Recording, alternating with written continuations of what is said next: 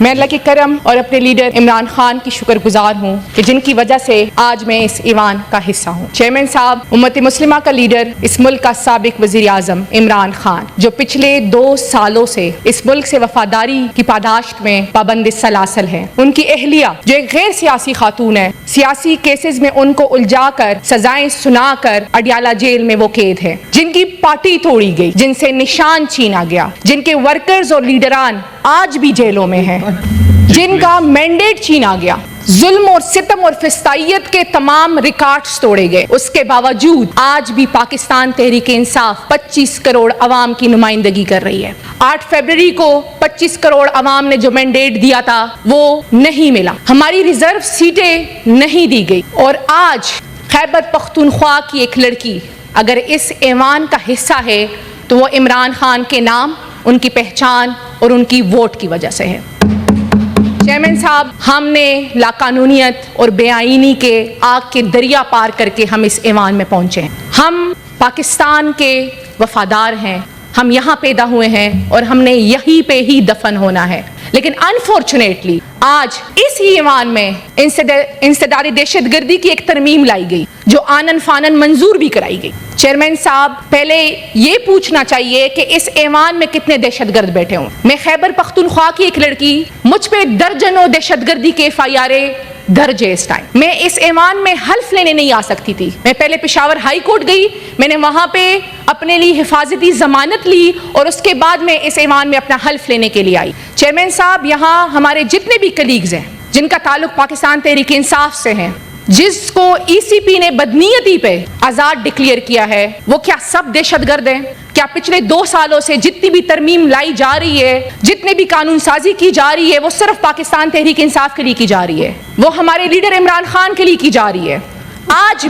آج منگل کا دن ہے، اسلام آباد ہائی کورٹ نے منگل کا دن عمران خان، ان کی اہلیہ سے ان کی فیملی کے لیے ڈکلیئر کرایا ہے، لیکن عمران خان صاحب کی ملاقات نہیں کرنی دی جا رہی کسی سے بھی، چاہے وہ ان کی فیملی ہو، چاہے وہ بشرا بی بی صاحبہ کی فیملی ہو، یا چاہے وہ پولیٹیکل لوگ ہو۔ آئین اور قانون کی دھجیاں اڑائی جا رہی ہے اس ملک میں، ہیومن رائٹس کی وائلیشنز ہو رہی ہے، اور ہم سب تماشا دیکھ رہے ہیں، ہم دیکھ رہے ہیں کہ قانون سازی ہو رہی ہے۔ چیئرمین صاحب، اندازہ لگائیں کہ اگر اس ایوان کے ممبران کا یہ حال ہے تو اس ملک کے 25 کروڑ عوام کی کیا حالت ہوگی۔ میرا تعلق جس صوبے سے ہے، آج وہ صوبہ بدامنی کا شکار ہے، وہاں پہ ڈرون اٹیکس ہو رہے ہیں، وہاں پہ لوگ سفید پرچم اٹھا کے امن کے نعرے لگا رہے ہیں، اور آج وہ قدرتی آفات کا شکار ہے۔ چیئرمین صاحب، 3 دن پہلے بنیر، سوات، باجوڑ اور جس ضلع سے میرا تعلق ہے سوابی، وہاں پہ کلاؤڈ برسٹ ہوئے، لیکن وفاق نے اعلان کیا کہ ہم خیبر پختونخوا کے ساتھ ہیں، فوٹو شوٹ بھی ہوا،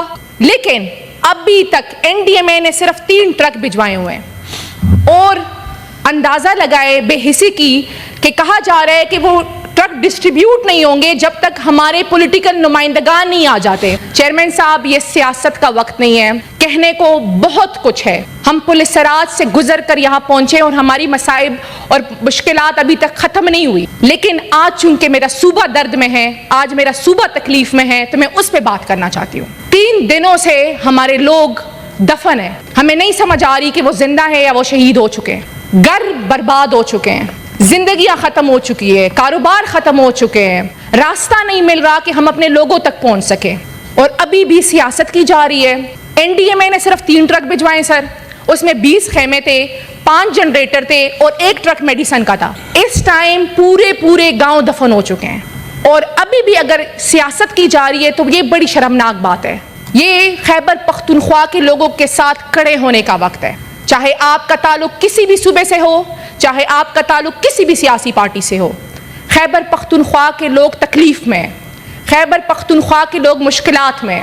ہمیں وفاق سے کچھ نہیں چاہیے چیئرمین صاحب، لیکن اگر وفاق ہمارے واجبات بھی دے دے اپنے صوبے کو تو ہم اس سے بھی اپنے لوگوں کی تکلیف کا کچھ نہ کچھ مداوع کر لیں گے۔ چیئرمین صاحب، خیبر پختونخوا دہائیوں سے قیمت چکا رہا ہے۔ ہم نے صرف عمران خان کے دور کے 3.5 سال امن سے گزارے ہیں، اس کے نہ پہلے ہم نے امن سے گزارے ہیں، نہ ہم آج امن سے گزار رہے ہیں۔ ہمارے لوگ تکلیف میں ہیں، وہاں ڈرون اٹیکس ہو رہے ہیں، وہاں دہشت گردی دوبارہ سے سر اٹھا رہی ہے، وہاں دوبارہ سے آپریشنز کی باتیں ہو رہی ہے، وہاں لوگ نقل مکانی پہ ان پہ مجبور کیا جا رہا ہے، اور اوپر سے قدرتی آفات۔ زندگی اللہ تعالیٰ کے ہاتھ میں، اور اس کا تو کچھ نہیں ہو سکتا. جو لوگ شہید ہوئے ہیں ان کی کوئی کمپنسیشن نہیں ہو سکتی پیسوں میں, لیکن جو لوگ زخمی ہیں, جو لوگ اس ٹائم کاروبار ان کا نہیں ہے, گھر ان کا نہیں ہے, کوئی پوچھنے والا ان کا نہیں ہے. ہماری حکومت, خیبر پختونخوا کی حکومت, وزیر اعلیٰ صاحب, ہمارے تمام پارلیمنٹیرینز موجود ہیں میدان میں, لیکن خیبر پختونخوا اس ملک کا صوبہ ہے اور اسٹریٹجکلی بہت امپورٹنٹ صوبہ ہے. آپ اس کو اس طرح نیگلیکٹ نہیں کر سکتے. آپ اس لیے اس کو نیگلیکٹ کر رہے ہیں کہ خیبر پختونخوا عمران خان کی وفاداری میں کھڑا ہوا ہے, تو آپ نے ان کو چھوڑ دیا ہے کہ وہ پاکستانی ہے. چیئرمین صاحب, میری ریکویسٹ ہے, میں ریکویسٹ کرنا چاہتی ہوں اس ایوان کے لوگوں سے اور وفاق سے کہ اس ٹائم آپ خیبر پختونخوا کے لوگوں کے ساتھ کھڑے ہو. آپ نیشنل ایمرجنسی ڈکلیئر کریں وہاں پہ. آج بھی وہاں بارشیں ہو رہی ہے, ہر دوسرے دن کلاؤڈ برسٹ ہو رہے ہیں. ہمارے لوگ تکلیف میں اور ہمارے لوگوں کے دکھوں کا مداوع کریں. ہم پاکستانی ہیں, ہم اس ملک کے باشندے ہیں, اور ملک کو ضرورت پڑی تو انشاءاللہ خیبر پختونخوا نے دکھایا ہے کہ انہوں نے ہمیشہ فرنٹ لائن رول پلے کیا ہے. تو ہمارے لوگوں کا مداوع کرے. یہ وقت سیاست کا نہیں, یہ وقت ہمارے لوگوں کے ساتھ کھڑے ہونے کا.